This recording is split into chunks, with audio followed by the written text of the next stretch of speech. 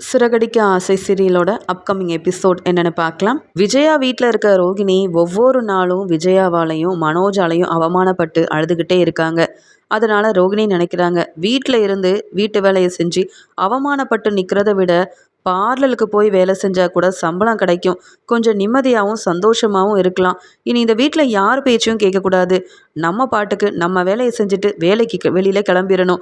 அத்தை என்ன சொன்னாலும் அதை நம்ம பெருசாக எடுத்துக்கவே கூடாது அப்படின்னு நினச்ச ரோகிணி ஸ்ருதி மூலமாக 2-3 ஆர்டர் கிடைக்க உடனே ரோகிணியும் அந்த வேலையும் செஞ்சாதான் நம்மக்கிட்ட கொஞ்சம் பணம் இருக்கும். எப்படியும் இந்த பார்லரில் வர சம்பளத்தை அத்தைக்கிட்ட கொண்டு வந்து கொடுக்க வேண்டிய நிலைமை வந்துருச்சு. இங்கே நம்ம அம்மாவுக்கும் இங்கே கிறிஷுக்கும் தேவையானதை வாங்கணும், அவங்களுக்கு ஒவ்வொன்றையும் பார்த்து பார்த்து செய்யணும்னா நம்மக்கிட்ட பணம் இருக்கணுமே. அதுக்காக வெளியில் ஏதாவது மேக்கப் ஆர்டர் கிடைச்சா கூட அதை போய் நம்ம பார்த்து சம்பாதிக்க வேண்டியதான் அப்படின்னு முடிவெடுக்கிறாங்க. எங்கள் மனோஜ் கடைக்கு கிளம்பும்போது விஜயா கிட்ட மெதுவாக போய் பேசுகிறாரு. அம்மா தப்பாக நினைக்காதீங்க, ரோகிணி கடைக்கு வந்ததுலேருந்து தாம்மா நிறைய கஸ்டமர் வராங்க, பெரிய லாபம்லாம் கிடைக்குது. நீங்கள் ரோகிணி மேலே உள்ள கோவத்தில் ரோகிணி கடை பக்கமே வரக்கூடாதுன்னு சொல்லிட்டீங்க. ஆனால் இப்போ வெயில் அதிகமாக இருக்கிறதுனால இங்கே கடைக்கு நிறைய கஸ்டமர் வரணும்னு ரோகிணி எவ்வளோ நல்ல விஷயம்லாம் செஞ்சுருக்கா தெரியுமா. இங்கே நம்மக்கிட்ட வேலை பார்க்குற ஸ்டாஃபும் இப்போ ரோகிணியை தாம்மா புகழ்ந்து பேசுகிறாங்க. ரோகிணியால் தான் நிறைய கஸ்டமர் வராங்க, நிறைய பொருளும் வாங்கிட்டு போகிறாங்க, பெரிய லாபமும் கிடைக்குதுன்னு சொல்கிறாங்க. இப்போ கணக்கெல்லாம் பார்க்குறதுக்கு ஆள் இல்லைம்மா, ரோகிணி வந்தால் எனக்கு கொஞ்சம் உதவியாக இருக்கும். நீங்கள் கோவப்பட்டாலும் பரவாயில்ல, ரோகிணியை கடைக்கு வர நானே சொல்லட்டுமாமா அப்படின்னு கேட்குறாங்க மனோஜ். மனோஜ் இப்படி சொன்னதை கேட்டு விஜயா ரொம்ப கோவமாக திட்ட ஆரம்பிக்கிறாங்க. என்ன மனோஜ், ரோகிணி கிட்ட பேச ஆரம்பிச்சிட்ட போல, ரோகிணி பேசி பேசி உன் மனசை மாற்றிட்டாளா? நேற்று வரைக்கும் அந்த ரோகிணி மேலே அவ்வளோ கோவமாக இருந்த, நான் சொன்னதெல்லாம் கேட்டுட்டு இருந்தியே, ஆனால் இன்னைக்கு ரோகிணி கடைக்கு வரணும்னு வேற சொல்கிற. ஏன் நீயும் தான் ரோகிணி மாதிரி நிறையா படிச்சிருக்க, உன்னால் புத்திசாலித்தனமாக உன் கடையை நல்லபடியாக முன்னேற்ற பாதையில் கொண்டு போக முடியாதா? இல்லை உன்னால் கஸ்டமர் நிறைய பேர் இந்த கடைக்கு வர மாட்டாங்களா? நீ பெரிய திறமசாலி, உன்னை நம்பி தான் அங்கே அத்தனை ஸ்டாஃப் வேலை பார்க்குறாங்க, நீ செய்கிற வேலையால் தான் அங்கே நிறைய கஸ்டமர் வராங்க. அதை முதல்ல புரிஞ்சுக்கோ. ரோகிணியை நம்பி இனி உன் கடைக்கெல்லாம் வரவிட முடியாது. ஏன் தெரியுமா? வீட்டில் உள்ளவங்களை ஏமாற்றி பணத்தை ஏற்பாடு பண்ணி ரோகிணிக்குன்னு பெரிய இந்த பார்லரை வச்சு கொடுத்து ஒரு பிரயோஜனமும் இல்லை. அந்த பார்லரில் யார்கிட்டேயோ கொடுத்துட்டு அந்த பார்லர்லேயே வெறும் ஸ்டாஃபாக வேலை பார்த்துட்ருக்கா ரோகிணி. இப்படி யாருக்கும் தெரியாமல் தான் பார்லரில் கூட கொடுத்துருக்கானா? உன் கடைக்கு இதே மாதிரி செய்ய மாட்டான்னு எப்படி ரோகிணியை இனி நம்ப முடியும்? அவெல்லாம் உன் கடைக்கு வர வேண்டாம். அதுவும் நீ ரோகிணியை நம்பி இப்படி கணக்கு பார்க்க கூப்பிட்டேன்னு வையேன், எல்லா வேலையும் நான் தான் பார்க்குறேன், இனி அந்த கடையோட ஓனரே நான் தானு சொன்னாலும் சொல்வா. ஏற்கனவே அந்த 27 லட்ச ரூபா பணத்தை நான் அந்த ஜீவா கிட்டேருந்து வாங்க போய் தான் உங்கள் பையன் மனோஜ் இப்போ பெரிய கடைக்கு ஓனராக இருக்காரு அப்படின்னு சொல்லி என்னையே எதிர்த்து பேசிகிட்டு இருக்கா இந்த ரோகிணி. இதெல்லாம் எனக்கு கொஞ்சம் கூட பிடிக்கல. நான் உன்னை படிக்க வச்சேன்ல, எவ்வளோ செலவு செஞ்ச நீ படிக்கிறதுக்கு, அதெல்லாம் யோசித்து உன் கடைக்கு என்னென்ன செய்யணுமோ எல்லாத்தையும் பார்த்து பார்த்து நீ தான் செய்யணும். ரோகிணி கடை பக்கம் வரவும் மாட்டா, இந்த வீட்டை விட்டு வெளியில் போகவும் மாட்டா. போதுமா, இதுதான் என்னுடைய முடிவு அப்படின்னு சொல்லிடுறாங்க. இங்கே மனோஜும் வேறு வழி இல்லாமல் ரோகிணியை பார்த்துக்கிட்டே தன்னுடைய கடைக்கு கிளம்பிடுறாரு. இங்கே ரோகிணி என்ன சொல்லி வெளியில் போகன்னு தெரியல. நான் பார்லருக்கு போகக்கூடாதுன்னு அத்தை சொல்கிறாங்க, ஆனால் நான் சம்பாதிக்கலைன்னா இந்த வீட்டில் யாரும் என்னை மதிக்க மாட்டாங்க. இந்த மீனா கூட படிக்கலை, ஆனால் பூ கொடுக்க போகிறாங்க, சம்பாதிக்கிறாங்க. ஆனால் நான் எவ்வளோ படிச்சிருக்கேன், எனக்குள்ளே எவ்வளோ திறமை இருக்குது, நான் வேலைக்கு போகாமல் இருந்தால் எப்படி? அது மட்டும் இல்லாமல் வேலைக்கு போகும்போதே மதிக்க மாட்டேங்கிறாங்க. இப்போ நான் வேலைக்கும் போகலைன்னா அவ்வளவுதான், எல்லா வீட்டு வேலையும் என்னையே செய்ய வச்சு இந்த வீட்டில் வேலை பார்க்க தான் வந்த மாதிரியில் என்னை நடத்திடுவாங்க. அப்படி நடக்க விடக்கூடாது. மனோஜோட மனசை மாற்றணும்னா என்கிட்டையும் பணம் இருக்கணும், என்கிட்டையும் வேலை சம்பளம்னு எல்லாமே இருக்கணும். யார் என்ன சொன்னாலும் கேட்கவே கூடாது. இன்றைக்கி நம்ம வெளியில் கிளம்பியே ஆகணும்னு சொல்லி ரோகிணி வேலையெல்லாம் முடிச்சுட்டு அங்கே பார்லருக்கு கிளம்புறாங்க. அந்த சமயம் அங்கே வந்த விஜயா சொல்கிறாங்க, என்ன ரோகிணி எங்கே கிளம்புறேன்னு கேட்க, பார்லரில் வேலை இருக்குது, வேற எங்கே போக போகிறேன், அது மட்டும் இல்லை நிறையா மேக்கப் ஆர்டரும் வந்திருக்கு, எல்லா இடத்துக்கும் போகணும், கிளைண்ட்டை பார்க்கணும், வேலை செஞ்சால் தானே சம்பாதிக்க முடியும் அப்படின்னு சொல்லவும் இங்கே உடனே விஜயா சொல்கிறாங்க, நான் தான் சொன்னேன்ல என் மனசு மாறுற வரைக்கும் நீ எங்கேயும் போக வேண்டான்னு, ஏன் வீட்டில் இருந்து வேலை செய்ய முடியலையா உனக்குன்னு கேட்க, நான் பார்லருக்கு போயே ஆகணும், என்னை நம்பி தான் அங்கே இருக்காங்க, அந்த பெரிய பொறுப்பையே என்கிட்ட தான் கொடுத்துருக்காங்க அந்த பார்லரோட ஓனர். என்னை நம்பி கொடுத்த பொறுப்பை நான் ஒழுங்காக செய்ய வேண்டாமா? நான் கிளம்புறேன். சாயந்தரமா வந்து நீங்கள் கேட்குற கேள்விக்கெல்லாம் பதில் சொல்கிறேன் அப்படின்னு சொல்லிட்டு ரோகிணி பார்லருக்கு கிளம்புறாங்க. பார்லருக்கு கிளம்புன ரோகிணி தன்னுடைய ஃபோனை ரூம்லேயே வச்சுட்டு போனதை மறந்துடுறாங்க. ஃபோனை எதிர்பார்க்காம அவங்க பாட்டுக்கு பார்லருக்கு போய் அவங்க வேலையெல்லாம் செய்கிறாங்க. அந்த பார்லரோட ஓனர் ரோகிணி கிட்ட கேட்குறாங்க, என்ன ரோகிணி 2-3 நாளாக பார்லர் பக்கமே வரல, ஏன் வரல, என்னாச்சின்னு கூட ஃபோன் பண்ணி சொல்ல மாட்டிங்களா? உங்களை நம்பி தானே இந்த பொறுப்பெல்லாம் கொடுத்துட்டு நான் வந்து வெளியில் இருக்கேன் அப்படின்னு சொல்ல, இல்லை இனி அப்படி நடக்காது, கொஞ்சம் என்னுடைய குடும்பத்தில் பிரச்சனை, அதனால தான் வேலைக்கு வர முடியல, இனி நான் கண்டிப்பாக வேலைக்கு வருவேன் அப்படின்னு சொல்லிட்டு பார்லரில் ஒவ்வொரு வேலையாக ரோகிணி செய்ய ஆரம்பிக்கிறாங்க. அந்த சமயம் இங்கே மீனாவும் பூ கொடுக்கறதுக்காக கிளம்பும்போது இங்கே விஜயா கிட்ட சொல்லிட்டு மீனாவும் கிளம்புறாங்க. ஆனால் ரோகிணி ஃபோன் வந்து இங்கே யாரோ ஃபோன் பண்ணிக்கிட்டே இருக்காங்க. யார் ஃபோன் அது? எல்லாரும் வேலைக்கு போயிட்டாங்க, யார் ஃபோனை வீட்டில் வச்சுட்டு போனதுன்னு தெரியலையேன்னு விஜயா எல்லா இடத்துலையும் பார்க்க அங்கே ரோகிணியோட ரூமில் ரோகிணியோட ஃபோன் இருக்கிறத விஜயா பார்க்குறாங்க. யார் ஃபோன் பண்ணுறாங்கன்னு தெரியல, பார்லருக்கு போகணும், நிறைய வேலை இருக்குது, கிளைண்ட்டெல்லாம் பார்க்கணுன்னு வேற சொன்னாலே ரோகிணி, நாமளே ஃபோனை எடுத்து ரோகிணி பார்லருக்கு போயிட்டான்னு சொல்லிடுவோம். ஃபோனை கூட மறந்து வச்சுட்டு போகிற அளவு இந்த ரோகிணிக்கு இவ்வளோ வேலை செஞ்சிட்ருக்காளா இவ அப்படின்னு சொல்லிட்டு யார் என்ன ஏதுன்னு பார்க்காம ஃபோன் வந்த உடனே ரோகிணிக்கு தெரிஞ்சவங்களாக தான் இருக்கும், நாமளே பேசிடுவோன்னு விஜயா ஃபோன் எடுக்கிறாங்க. ஃபோன் எடுத்த விஜயாவும் யாருங்க அப்படின்னு கேட்க அந்த பக்கம் ரோகிணியோட அம்மா பேசுகிறாங்க. கல்யாணி எங்கே இருக்க? என்னை பார்க்க வரேன்னு சொன்னேன்ல, இன்னும் நீ வரல, எவ்வளோ நேரம்தான் ஆகும்? கோயிலுக்கு போகலான்னு சொன்னேன், வெளியில் சாப்பிட போகலான்னு சொன்னேன், என்ன இந்த அம்மாவை மறந்துட்டியா அப்படின்னு கேட்குறாங்க. இங்கே விஜயாவுக்கு ஒன்றுமே புரியல. யார் ரோகிணி கிட்ட இவ்வளோ உரிமையா அதுவும் கல்யாணின்னு பேசுகிறாங்க? இது ரோகிணியோட ஃபோனாச்சே, கல்யாணின்னு வேற யாரையோ நினச்சி பேசிகிட்டு இருக்காங்க போல, சொல்லிடலாமா அப்படின்னு விஜயா நினைக்கும் போது ரோகிணியோட அம்மா, என்ன ரோகிணி அமைதியாக இருக்க? கிறிஷ் கூட உன்னை பார்க்கணுன்னு சொல்லிகிட்டே இருந்தான், நீ வருவேன்னு நாங்கள் 2 பேரும் எவ்வளோ நேரம் காத்துட்டு இருந்தோம் தெரியுமா? ஆனால் நீ வரலன்னு தான் நான் ஃபோன் பண்ணேன். என்ன கல்யாணி எதுவும் பேசாமல் இருக்க? நான் பேசுகிறது உனக்கு கேட்குதா? பேசு கல்யாணி அப்படின்னு சொல்ல இங்கே உடனே விஜயாவும், ஹலோ யார் பேசுகிறதுங்க? நீங்கள் யார்? யார் வேணும் உங்களுக்கு? எங்கள் வீட்டில் கல்யாணின்னு யாருமே இல்லை அப்படின்னு சொல்லும்போது, சம்மந்தி ஃபோன் எடுத்துட்டாங்களா? வசமாக மாட்டிக்கிட்டேன், நல்ல வேலை. ரோகிணியை பற்றி நான் எதுவுமே சொல்லலை, கல்யாணின்னு சொல்ல போய் அவங்களுக்கு நான் தான் பேசுகிறேன்னு புரியலையோ அப்படின்னு நினச்சிட்டு அமைதியாக ஃபோனை வச்சிடுறாங்க ரோகிணியோட அம்மா. ஆனால் விஜயா நினைக்கிறாங்க, என்னது இது கிறிஷ்னு பேசுனாங்க, நம்ம வீட்டுக்கு மீனா முத்து கூட்டிகிட்டு வருவாங்களே அந்த பையன் பேரும் கிறிஷு தானே, ஒருவேளை அவங்க பாட்டி பேசியிருப்பாங்களோ? அப்படி இருந்தாலும் அவங்க எதுக்கு ரோகிணிக்கு ஃபோன் பண்ணணும்? கிறிஷ் எதுக்காக ரோகிணி வருவான்னு எதிர்பார்த்துட்ருக்கணும்? ஒன்றும் புரியல. என் மாமியாரும் என் வீட்டுக்காரரும் இந்த ரோகிணியை நம்பலாம், ஆனால் இன்னும் நிறையா பொய் சொல்லி இந்த குடும்பத்தை ரோகிணி ஏமாத்திட்டுருக்கான்னு அவள் மேலே எனக்கு கொஞ்சம் கூட நம்பிக்கை வர மாட்டேங்குது.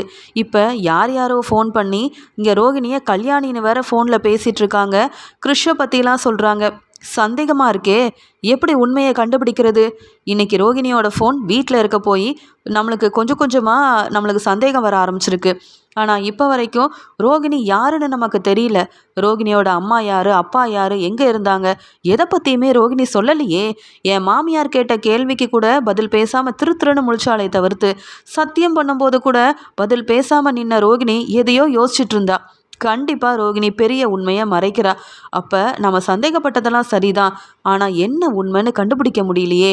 இந்த ரோகிணியோட ஃபோன் என்கிட்டயே இருக்கட்டும், ரோகிணி சாயந்தரம் வீட்டுக்கு வந்த உடனே என்ன ஏதுன்னு கேட்டு தெரிஞ்சுக்க வேண்டியதான். இனியும் ரோகிணியை நம்பி இந்த வீட்டோட மருமகளாக்கலான்னு நம்பிக்கையோடு இருந்தால் அப்புறம் நாம தான் ஏமாந்து போய் நிற்கணும் அப்படின்னு இங்கே ரோகிணியோட அம்மா ஃபோன் பண்ணதுலேருந்தே ரோகிணி பொய் சொல்லி ஏமாத்துறாங்களோன்ற சந்தேகம் விஜயாவுக்கு ரொம்பவே அதிகமாகுது.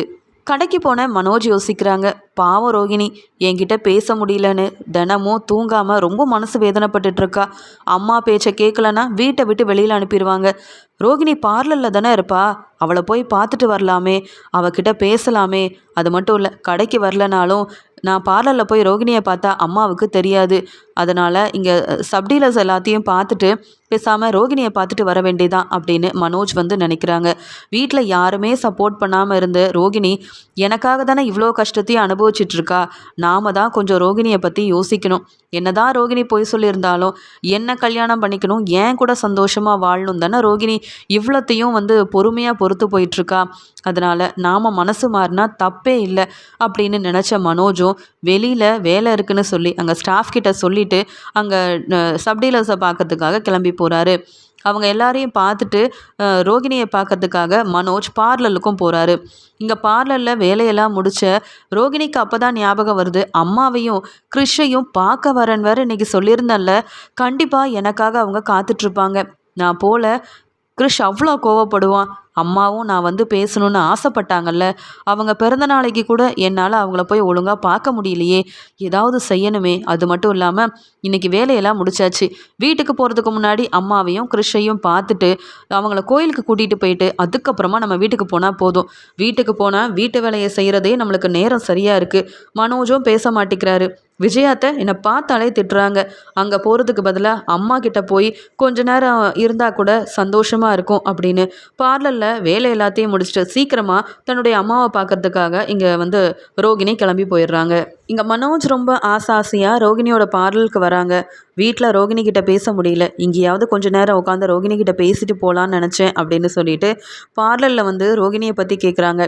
என்னுடைய மனைவி இங்கே தான் வேலை பார்க்குறாங்கன்னு தெரியும்ல, ரோகிணியை கொஞ்சம் கூப்பிடுறீங்களா, நான் மனோஜ் வந்திருக்கேன்னு சொல்லுங்கள் அப்படின்னு சொல்ல, அங்கே வேலை பார்க்குற ஸ்டாஃபும் ரோகிணி யாரையோ பார்க்கணுன்னு கிளம்பி போயிட்டாங்க, அவங்களுக்கு வேலையெல்லாம் முடிஞ்சிருச்சு, அது மட்டும் இல்லாமல் அவங்க வீட்டுக்கு தான் போயிருப்பாங்கன்னு நினைக்கிறேன்னு சொல்லிடுறாங்க. அதுக்குள்ளே ரோகிணி வீட்டுக்கு போயிட்டாளா? அப்போ இன்றைக்கும் ரோகிணியை பார்க்கவும் முடியல, தனியாக வெளியில் பேசலான்னு நினச்சது எதுவுமே நடக்கலையே. ரோகிணி அவள் வேலையை பார்த்துட்டு நம்ம வீட்டுக்கு கிளம்பிட்டா போல். பரவாயில்ல, இன்றைக்கி எப்படியாவது ரோகிணிக்கிட்ட பேசி புரிய வச்சு மன்னிப்பு கேட்டு அவளை சமாதானப்படுத்த வேண்டியதான். எத்தனை நாள் தான் அம்மாவுக்காக ரோகிணிக்கிட்ட பேசாமல் இருக்கிறது. மீனா, முத்து, இந்த ரவி, ஸ்ருதின்னு எல்லாரும் ஒத்துமையாக சந்தோஷமாக இருக்காங்க. நான் மட்டும்தான் இந்த ரோகிணி செய்கிற ஒவ்வொரு பிரச்சனையால் அவமானப்பட்டு இப்படி தனியாகவே இருந்துகிட்ருக்கேன். இதெல்லாம் சரியில்லை. ரோகிணி பொய் சொன்னதும் எனக்காக தானே, நான் தான் மனசு மாறணும், இன்றைக்கி எப்படியாவது ரோகிணி கிட்ட பேசிடணும் அப்படின்னு சொல்லி பார்லர்லேருந்து மனோஜ் கிளம்பி போகிறாரு.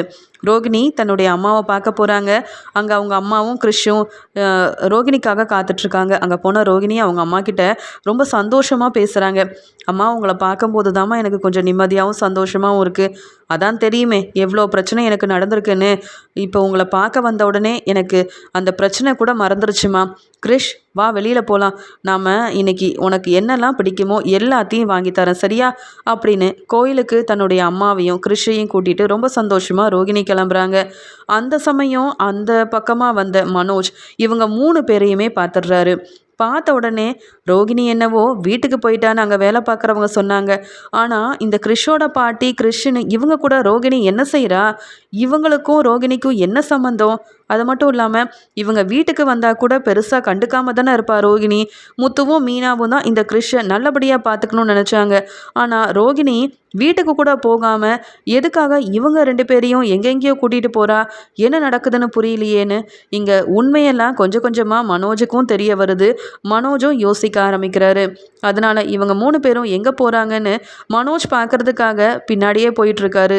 இது தெரியாத ரோகிணியும் அவங்க அம்மாவை ரொம்ப பாசமாக கூப்பிட்டுக்கிட்டு அவங்கள கோயிலுக்கு கூட்டிகிட்டு போய் நல்லபடியாக அவங்களுக்கு தேவையானதெல்லாம் வாங்கி கொடுத்து ரோகிணி ரொம்ப சந்தோஷமாக பேசிகிட்டு இருக்காங்க. உடனே இங்கே கிறிஷும், அம்மா எனக்கும் இப்போ ஸ்கூல் இல்லைம்மா, அதனால் நான் உங்கள் வீட்டுக்கு வரட்டுமா, நான் உங்கள் கூட இருந்தால் நீங்களும் சந்தோஷமாக இருப்பீங்க, எனக்கும் நல்லா இருக்கும்லம்மா, அங்கே தானே முத்து மாமா, மீனா அத்தைன்னு எல்லாருமே இருக்காங்க, என்னை அவங்களும் பார்த்துப்பாங்கம்மா நீங்கள் வேலைக்கு போகும்போதுன்னு சொல்லும்போது இங்கே வந்து ரோகிணி சொல்கிறாங்க, கிறிஷ் நான் உன்னுடைய அம்மா, நான் மட்டும்தான் உன்னை பார்த்துக்கணும். அந்த மீனா முத்துலாம் நீ நினைக்கிற மாதிரி ரொம்ப நல்லவங்க கிடையாது. அவங்கள நம்பி அங்கே வீட்டுக்கு வரதை விட நான் கண்டிப்பாக உன்னை நான் கூட்டிகிட்டு போவேன், அது வரைக்கும் பொறுமையாக இருப்பியா அப்படின்னு சொல்கிறாங்க.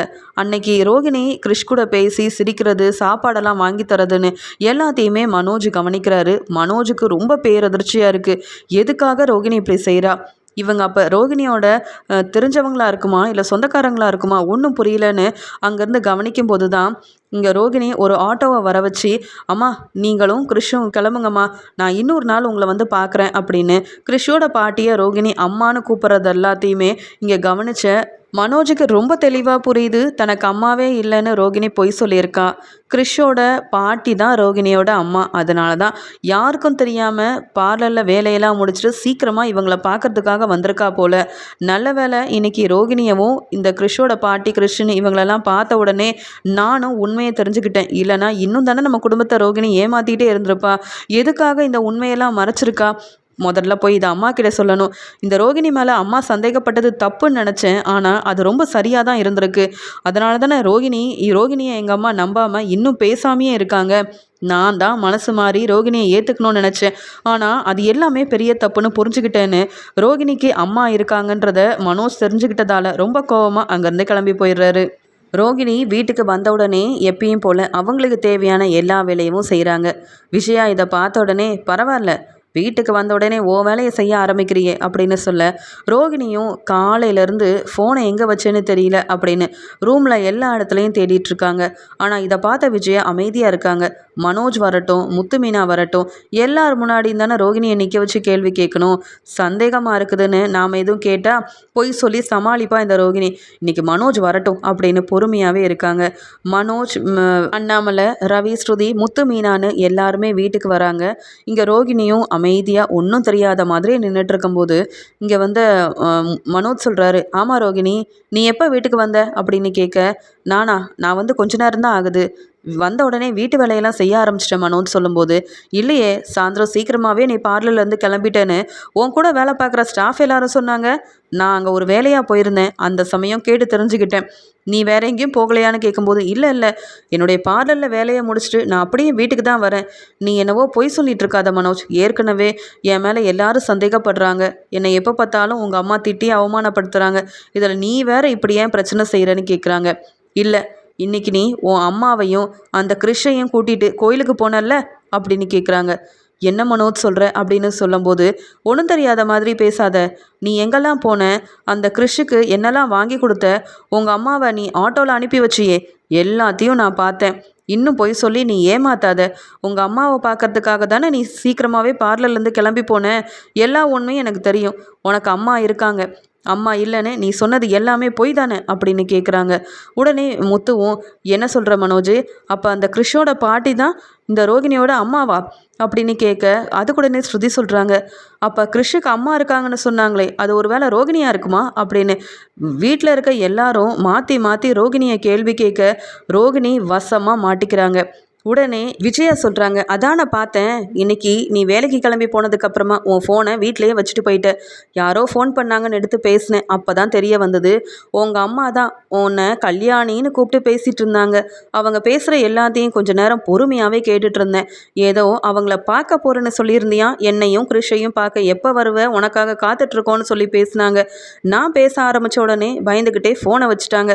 அப்போ உன் அம்மாவை பார்க்க போனது உண்மை, அப்போ மனோஜ் சொல்கிறது தான் உண்மை, நீ சொல்கிறது எல்லாமே போய் அப்படிதானே அப்படின்னு ரோகிணி கிட்ட ரொம்ப கோவமா விஜயா கேட்ட உடனே ரோகிணி அழுதுகிட்டே, இல்லை மனோஜ் ஏதோ தெரியாம பொய் சொல்லிட்டு இருக்காரு, யாரையும் நம்பாதீங்க, நான் சொல்றது மட்டும்தான் உண்மை அப்படின்னு சொல்ல, ரோகிணி இப்படி சொன்னதை கேட்ட உடனே இங்க முத்து சொல்றாரு, என்ன பார்லலம்மா, இந்த மனோஜும் என் அம்மாவும் மாற்றி மாற்றி உங்களை பற்றி சொல்லிட்டு இருக்காங்க. அவங்க சொல்கிறது தான் உண்மை மாதிரி இருக்குது. நீங்கள் தானே எப்பயும் பொய் சொல்லி எங்கள் குடும்பத்தையே ஏமாற்றுவீங்க, அதுதானே உங்களோட எண்ணமும் அப்படின்னு சொல்ல, மீனாவும், போதும் ரோகிணி, இனியாவது பொய் சொல்லாமல் உண்மையை சொல்லுங்கள். ஏற்கனவே நீங்கள் ஏதோ பெரிய உண்மையை மறைக்கிறீங்கன்னு என் வீட்டுக்காரர் சொல்லிக்கிட்டே இருந்தார். அதே மாதிரி இப்போ நடந்துருச்சு. மனோஜ் உங்களை நம்பாமல் உங்ககிட்ட பேசாமல் இருந்தது பெரிய தப்புன்னு நினச்சேன். ஆனால் இப்போ நினைக்கிறேன், இங்கே அத்தையும் மனோஜும் உங்ககிட்ட பேசாமல் இருந்தது தான் ரொம்ப நல்லது. இல்லைனா இப்படி நீங்கள் ஏமாத்துனதுக்கு அவங்களால உங்களை கேள்வி கூட கேட்டிருக்க முடியாதே. உங்களை நம்பின எல்லாரையும் ஏமாத்துவீங்களா ரோகிணி, நீங்கள் திருந்தவே மாட்டிங்களான்னு மீனாவும் கேள்வி கேட்க ரோகிணி அழ ஆரம்பிக்கிறாங்க. ஸ்ருதி சொல்கிறாங்க, என்ன ரோகிணி, நீங்கள் செஞ்சது தப்புன்னு சொன்னால் உடனே அழுகிறீங்க. நீங்கள் செஞ்சதெல்லாம் சொல்லி காமிச்சு நாங்கள் சிரிச்சா கோவப்படுறீங்க. ஆனால் திருந்த மட்டும் மாட்டிங்களா, எவ்வளோதான் பொய் சொல்லுவீங்க. நீங்கள் யார் என்ன ஏதுன்னு நாங்கள் விசாரித்தப்ப அழுது சமாளிக்கிறீங்க, பதில் பேசாமல் அமைதியாக இருக்கீங்க. ஆனால் இப்போ உங்களுக்கு அம்மா இருக்காங்க, அப்போ கிறிஷ் தான் உங்கள் பையன்ற உண்மை தெரிஞ்ச உடனே நாங்கள் சொல்கிறதெல்லாம் பொய்ன்னு சொல்கிறீங்க. எதை நம்புறது, நீங்கள் மட்டும் ஆனால் உண்மையை சொல்லிட மாட்டீங்க அப்படி தானே நீ கேட்க விஜயா சொல்கிறாங்க, இனி இந்த ரோகிணி உண்மையை சொல்ல என்ன இருக்குது, என் பையன் மனோஜ் நேராக எல்லாத்தையும் பார்த்துருக்கான், அவன் எதுக்காக இந்த ரோகிணியை பற்றி பொய் சொல்லணும். ரோகிணி உண்மையை சொல்கிறியா இல்லையா, ஏற்கனவே உங்கள் அம்மா ஃபோன் பண்ணப்பவே தெரிஞ்சுக்கிட்டேன் நீ ஏதோ உண்மையை பெருசாக மறைச்சிருக்கேன்னு. மனோஜ் வந்து சொன்னதுக்கப்புறமா நல்லா எனக்கு புரிஞ்சிடுச்சு, பொய் சொல்லி ஏமாத்தினல்ல, இப்போ என்ன நடக்குதுன்னு பாரு. நான் இப்போ உங்கள் அம்மாவுக்கு ஃபோன் பண்ணட்டுமா அப்படின்னு கேட்க, வேண்டாம் மனோஜ் சொன்னது உண்மைதான். அவங்க என் அம்மா தான். கிரிஷ் என்னுடைய பையன்தான். ஏற்கனவே எனக்கு கல்யாணம் ஆயிருக்கு. இந்த உண்மையெல்லாம் நான் சொல்லியிருந்தா மனோஜோ இல்லை நீங்களோ என்னை இந்த வீட்டு மருமகளாக்கியிருப்பீங்களா? இல்லைல்ல. அதனால தான் உண்மையை மறைச்சேன். ஆனால் அதுக்குள்ளே மனோஜே என்னை தேடி வருவார். இடையில என்னையும் என் அம்மா பையன் எல்லாரையும் பார்ப்பாரு. வீட்டில் வந்து இப்படி என்னை மாட்டி விடுவாருன்னு நான் எதிர்பார்க்கவே இல்லை. அத்தை என்னை மன்னிச்சிருங்க அத்தை அப்படின்னு சொல்லி ரொம்ப அழுகிறாங்க ரோகிணி. அதுக்கு மனோஜும் உனக்கு மன்னிப்பா? சொல்ல வேண்டியதெல்லாம் சொல்லிட்டு செய்ய வேண்டியதெல்லாம் செஞ்சு எங்களை ஏமாத்துனதுக்கு அப்புறமா மன்னிச்சிருங்கன்னு சொன்னால் எப்படி ரோகிணி எங்களால் மன்னிக்க முடியும்? நீ என்ன சாதாரண பொய்யா சொல்லியிருக்க? உனக்கு அம்மா இல்லைன்னு எவ்வளவோ அழுதுருக்க. அதெல்லாம் நான் நம்பினேன். ஆனால் அம்மா இருக்கும்போதே இப்படி யாராவது பொய் சொல்லுவாங்களா? எனக்கு என் அம்மா மேலே அவ்வளோ பாசம் இருக்குது. அதனால தான் அவங்க சொன்னதால் உன்கிட்ட பேசக்கூடாதுன்னே நான் இருந்தேன். அம்மா மேலே மதிப்பில்லாத நீ சொல்கிறதெல்லாம் கேட்கணுன்ற அவசியமே இல்லை. நான் எங்கள் அம்மாவை மதிக்கிறேன். எங்கள் அம்மா பேச்சை நான் கேட்குறேன். அம்மாவோட அருமை பெருமை என்னன்னு எனக்கு நல்லாவே தெரியும் ரோகிணி. அதனால தான் என் அம்மா பேச்சை கேட்டுக்கிட்டு உன்கிட்ட இத்தனை நாள் பேசாமல் உன்னை கண்டுக்காமல் இருந்தேன். ஆனால் அதுதான் சரின்னு தோணுது. உனக்கு தான் உன் அம்மாவை பற்றியும் அக்கறை இல்லை. ஏன் உன் பையனை பற்றியே உனக்கு அக்கறை இல்லை. அப்புறம் இந்த வீட்டோட மருமகளாக பொறுப்பான மருமகளாக எப்படி இருப்ப? அதான் பொய் சொல்லி அடுத்த குடும்பத்தை ஏமாத்தினாலும் பரவாயில்லைன்னு இப்படி நீ ஏமாத்திருக்க. அதுதானே சரி அப்படின்னு சொல்கிறாங்க. உடனே முத்துவும் ஆமாம் ஆமாம், குடும்பம்னா இந்த பார்லர் அம்மாவுக்கு என்னன்னே தெரியல. இப்படியா ஒரு குடும்பத்தை நம்ப வச்சு ஏமாத்துறது? அதுவும் அந்த கிரிஷ் ரொம்ப பாவம். உங்கள் பையனை பார்த்தாவது நீங்கள் திருந்தக்கூடாதா? இல்லை உங்கள் பையனுக்காகவாது மனோஜை கல்யாணம் பண்ணிக்காம தனியாகவே இருந்திருந்தா இப்படி ஒரு பிரச்சனை வந்திருக்குமா? இல்லை எங்கள் அம்மா கிட்ட தான் நீங்கள் அவமானப்பட்டு நிற்கக்கூடிய ஒரு நிலைமை வந்திருக்குமா? பார்லர் அம்மாவுக்கு அவங்க சந்தோஷமாக இருக்கணும். அவங்க நினைக்கிறது நடக்கணும். அதுக்காக எவ்வளோ பொய் வேணாலும் சொல்லுவாங்க. யாரை வேணாலும் ஏமாற்றுவாங்க போல. அப்படி தானே பார்லலம்மா? இத்தனை நாள் ஒவ்வொரு உண்மையாக நானும் மீனாவும் கண்டுபிடிச்சி வீட்டில் வந்து சொன்னோம். அதுக்காக எங்கள் மேலே கோவப்பட்டீங்க. வேணும்னே உங்களை மாட்டி விடுறதுக்காகவும் அவமானப்படுத்தவும் வீட்டை விட்டு வெளியில் அனுப்பவும் தான் இப்படி தெரிஞ்ச உண்மையெல்லாம் வந்து ஆதாரத்தோடு சொல்லி உங்களை வந்து திட்டு வாங்க வைக்கிறேன்னு சொல்லி மீனா கிட்ட சொன்னீங்கல்ல. ஆனால் இப்போ நாங்கள் உண்மையை கண்டுபிடிக்கல. உங்கள் மேலே உள்ள கோவத்தில் நாங்கள் உண்மையை கண்டுபிடிக்கவும் இல்லை, நாங்கள் எதுவும் செய்யலை. ஆனால் மனோஜுக்கும் அம்மாவுக்கும் உங்களை பற்றி நல்லா தெரிஞ்சிருக்கு. உண்மையவும் கண்டுபிடிச்சிட்டாங்க. இப்போ என்ன சொல்ல போகிறீங்க? என்ன போய் சொல்லி சமாளிக்க போகிறீங்க பார்லலம்மா? நீங்கள் என்ன செய்ய போகிறீங்கன்னு தான் நான் பார்க்கறதுக்காக நிற்கிறேன். சொல்லுங்கள் அப்படின்னு கேட்க அண்ணாமலை சொல்கிறாங்க, இனி அந்த ரோகிணி சொல்லவோ செய்யவோ என்ன இருக்குது? விஜயா பேச்சை கேட்காம நான் ரோகிணியை இந்த வீட்டுக்கு வர வச்சது பெரிய தப்பு. என் பையன் மனோஜோட வாழ்க்கை எனக்கு ரொம்ப முக்கியம். அதனால் ரோகிணி இந்த வீட்டு மருமகளாக இருக்கட்டும்னு எவ்வளோ பெரிய பிரச்சனை வந்தாலும் பரவாயில்லன்னு நான் நினச்சேன். அதுக்காக விஜயாவை கூட திட்டினேன். ஆனால் இன்றைக்கி தான் தோணுது, விஜயா ரோகிணியை வீட்டை விட்டு வெளியில் அனுப்புனதில் தப்பே கிடையாது. இப்படி பொய் சொல்லி குடும்பத்தை பற்றி அக்கறை இல்லாமல் யோசிக்காமல் இருக்கிற ரோகிணி இந்த வீட்டில் மருமகளாக இருக்க மட்டும் இவளுக்கு எங்கேருந்து பெருசாக தகுதி வந்துட போகுது? ஒவ்வொரு விஷயத்துலையும் இந்த ரோகிணி இந்த குடும்பத்தை ஏமாத்திருக்காளே தவிர்த்து இந்த ரோகிணியால் இந்த வீட்டுக்கு எந்த ஒரு நல்லதும் நடக்கலை. தனக்கு அப்பா இருக்காரு, மலேசியாவில் மாமா இருக்காரு, 2 பேரும் பெரிய பிஸ்னஸ் செய்கிறாங்க. அவங்களுக்கு வரக்கூடிய பணம் சொத்துன்னு எல்லாமே எனக்கு தான் வரப்போகுது அப்படின்னு ரோகிணி சொன்னதுலேருந்து இப்போ ரோகிணிக்கு அம்மா இருக்காங்க, ரோகிணிக்கு ஏற்கனவே கல்யாணமாகி ஒரு பையனும் இருக்கான்ற இந்த விஷயம் வரைக்கும் ரோகிணி சொன்னது எல்லாமே பொய் தானே. இனியும் ரோகிணியை நம்பி ஒரு பிரயோஜனமும் இல்லை. மனோஜ், நீ ரோகிணி கூட வாழ போறியா இல்லையா? இல்லை ரோகிணியை மன்னிச்சு ஏற்றுக்க போறியா? இப்போ உன் முடிவை தெளிவாக சொல்லிடு அப்படின்னு அண்ணாமலை ரோகிணி மேலே உள்ள கோவத்தில் ரோகிணி கிட்ட பேசாமல் மனோஜ் கிட்ட கேள்வி கேட்க உடனே மனோஜும் ரோகிணியை பார்த்து கண் கலங்கிக்கிட்டே வேண்டாம்ப்பா, ரோகிணியை நம்பவே பயமாக இருக்குது. இவ என்ன வேணாலும் செய்வா போல. என் கூட வாழ்கிறதுக்காக ஒவ்வொரு பொய்யா சொல்லி இப்படியாப்பா என் வாழ்க்கையை ஒன்றும் இல்லாமல் செஞ்சு சந்தோஷமே இல்லாமல் செஞ்சுட்டா. இந்த வீட்டில் உங்களுக்குன்னு 3 பசங்க, அதில் முத்து ரவி 2 பேரும் குடும்பமாக சந்தோஷமாக இருக்காங்க. நான் கூட ரோகிணியை மன்னிச்சு ஏற்றுக்கணும், சந்தோஷமாக வாழ ஆரம்பிக்கணும்னு நினச்சேன். ஆனால் இவ்வளோ பெரிய உண்மையை மறைச்ச ரோகிணி எனக்கு இனி வேண்டாம்ப்பா. அவளுக்கு தான் ஏற்கனவே கல்யாணமாகி பையன் இருக்கான்ல, அங்கேயே போக சொல்லுங்கள், அவங்க அம்மா கூடயே தங்க சொல்லுங்கள். இனி இந்த வீட்டில் ரோகிணி இல்லைனா தான் நானும் அம்மாவும் நிம்மதியாக இருக்க முடியும். அம்மா நீங்கள் என்ன சொல்கிறீங்க அப்படின்னு கேட்குறாங்க. உடனே விஜயா, இதே தான் நானும் சொன்னேன், யாரும் என் பேச்சை கேட்கல.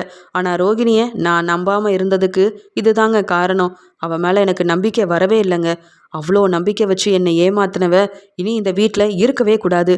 ஏற்கனவே கல்யாணமானவெல்லாம் எனக்கு என்றைக்கும் மருமகளாக முடியாதுங்க. சின்ன சின்ன விஷயத்தில் பொய் சொல்லி பெரிய பெரிய உண்மையை மறைச்சி நம்ம குடும்பத்தை ஏமாத்தின இந்த ரோகிணி இந்த வீட்டில் இருக்கவே கூடாது. எல்லாரும் இந்த ரோகிணியை முதல்ல வீட்டை விட்டு வெளியில் அனுப்புங்க. எல்லா உரிமையும் இருக்குன்னு பொய் சொல்லிட்டு இங்கே வந்தானா ஏற்கனவே கல்யாணமான ரோகிணி இந்த உண்மையை மறைச்சு தான் மனோஜை கல்யாணம் பண்ணான்னு நானே போலீஸை வர வச்சு ரோகிணியை வசமாக மாட்டி விடுவேன். அப்படிலாம் நடக்கக்கூடாதுன்னா ரோகிணி இந்த வீட்டில் இருக்கக்கூடாது அப்படின்னு விஜயா ரொம்ப கோவமாக தன்னுடைய முடிவை சொல்லிடுறாங்க. உடனே ஸ்ருதியும் விஜயா அத்தை எடுத்த முடிவு சரியான முடிவு. ஏன்னா அந்த ரோகிணி திருந்துற மாதிரியே இல்லை. அதனால வீட்டை விட்டு வெளியில் அனுப்புங்க. அப்படி ஏதாவது இவங்க பிரச்சனை செஞ்சா அவங்க என்னென்ன உண்மையெல்லாம் மறைச்சிருக்காங்கன்னு எல்லார்கிட்டையும் சொல்லி நாமளும் மனோஜுக்காக நியாயம் கேட்போம். ரோகிணி செஞ்ச தப்பு எல்லாருக்கும் தெரிய வரட்டும். அப்பதான் அந்த ரோகிணி இன்னும் அவமானப்பட்டு நிற்பாங்க. ஏன் ரோகிணி திருந்த மாட்டீங்களா நீங்க அப்படின்னு எல்லாரும் கேள்வி கேட்க இங்க பதில் பேச முடியாம இப்படி வீட்டில் உள்ள எல்லாருக்கிட்டையும் வசமாக மாட்டிக்கிட்டேனே. விஜயாத்தை ஏற்கனவே என் மேலே கோவமாக இருந்தாங்க. இதில் எனக்கு அம்மா இருக்காங்க. ஏற்கனவே கல்யாணம் ஆயிடுச்சு அப்படின்ற உண்மையெல்லாம் தெரிய வந்ததால் கண்டிப்பாக என்னை மன்னிக்க மாட்டாங்க. வீட்டில் உள்ள எல்லாரும் என்னை வீட்டை விட்டுல வெளியில் போக சொல்கிறாங்க. மனோஜும் என்னை ஏற்றுக்க மாட்டிக்கிறாரே. இப்படி வசமாக மாட்டிக்கிட்டேனே, அவன் என்ன செய்யன்னு தெரியல அப்படின்னு ரோகிணி பதில் பேசாமல் நிற்கிறாங்க.